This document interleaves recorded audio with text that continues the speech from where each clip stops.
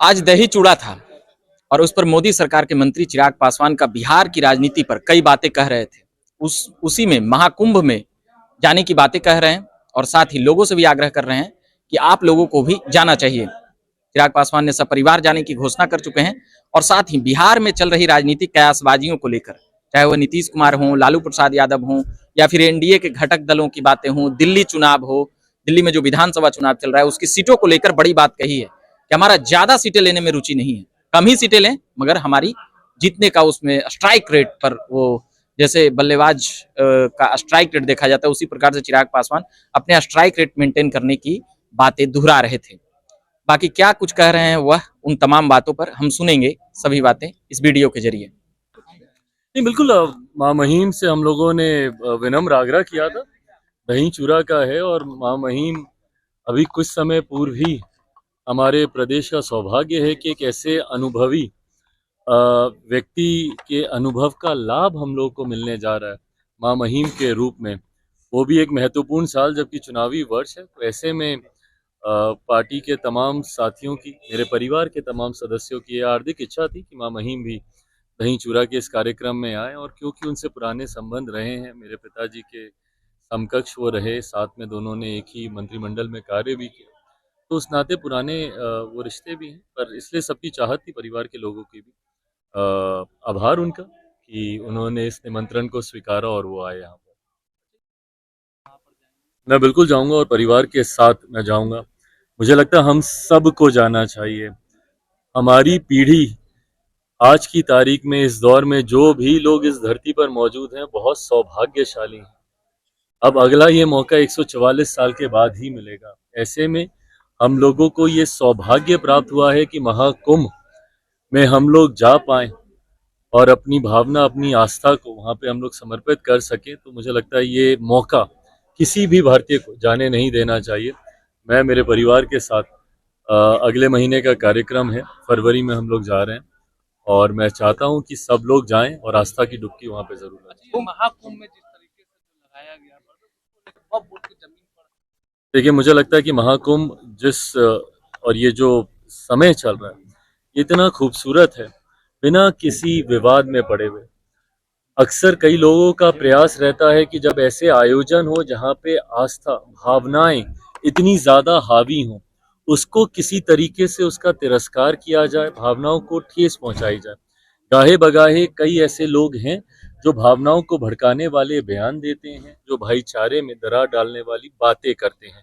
ऐसे में बिना ऐसी किसी बातों पर गौर किए हुए, बिना ऐसी किसी बातों की तरफ ध्यान दिए हुए, जिस आस्था के साथ इसका आयोजन किया जा रहा है, उस समर्पण भाव के साथ हर व्यक्ति को, हर भारतीय को वहां जाना चाहिए। एनडीए में सब ठीक है चिराग, क्योंकि मीसा भारती ने राजनीति जो है वो प्रयासों का खेल है, कुछ भी हो। हाँ, तो क्यास लगाते रहे, उसमें क्या है, वो क्यास लगाते रहे। देखिए, ये इच्छा जरूर है विपक्ष की, और गाहे बगाहे ये कहते रहना खेला होगा, खेला होगा। Give me one good reason कि खेला क्यों होगा, क्या कारण है खेला होने का। जिस तरीके से हमारा गठबंधन मजबूती से चल रहा है, उपचुनाव में आप लोगों ने देखा 100% स्ट्राइक रेट रहा एनडीए के तमाम प्रत्याशियों का। एक विनिंग कॉम्बिनेशन के तहत, एक विनिंग अलायंस के तहत पांचों दल एक साथ मजबूती से आगे बढ़ने का काम कर रहे हैं।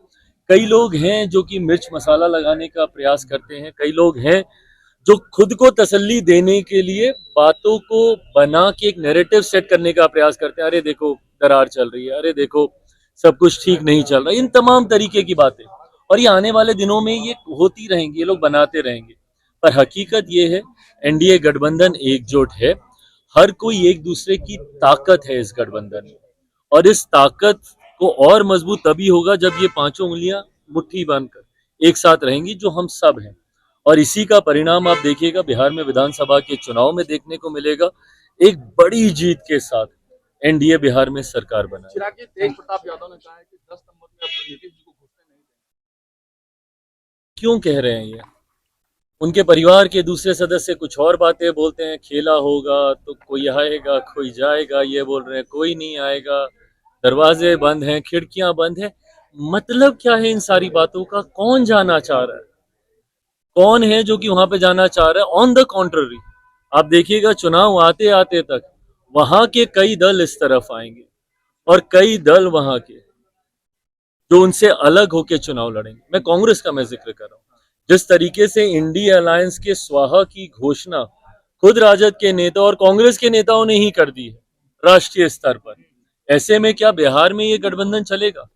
दिल्ली में आप देख लीजिए, हम लोगों पर उंगली उठाने वाले दिल्ली में क्या कर रहे हैं, एक दूसरे के ऊपर सरफुटबल चल रहा है।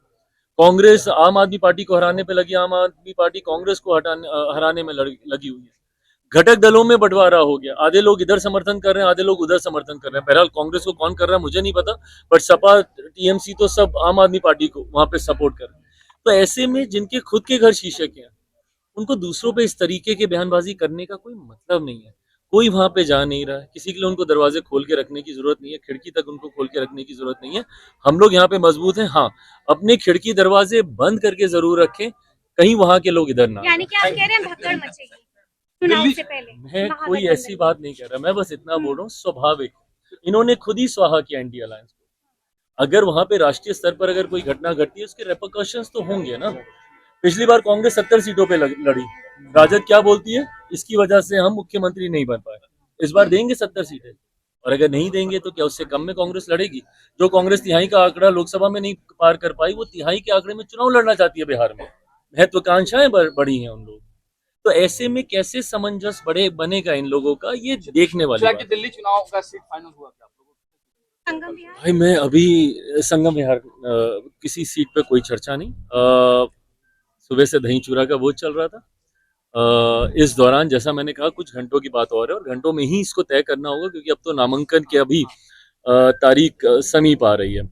बातचीत चल रही है, विनेबिलिटी के फैक्टर पर ही हम लोग सीटें लेंगे, ना संख्या दिखाने के लिए, ना ये दिखाने के लिए कि गठबंधन में हम लोग चुनाव लड़ रहे हैं। कोई भी सीट, सिर्फ वही सीट लोक जनशक्ति पार्टी रामविलास लेगी और लड़ेगी जिस सीट पर हम लोग को विश्वास है कि हम लोग जीतेंगे। उसको लेकर जरूर बातचीत चल रही, किसी की बराबरी करने का कोई शौक नहीं है मुझे, तो खास तौर पर नहीं है।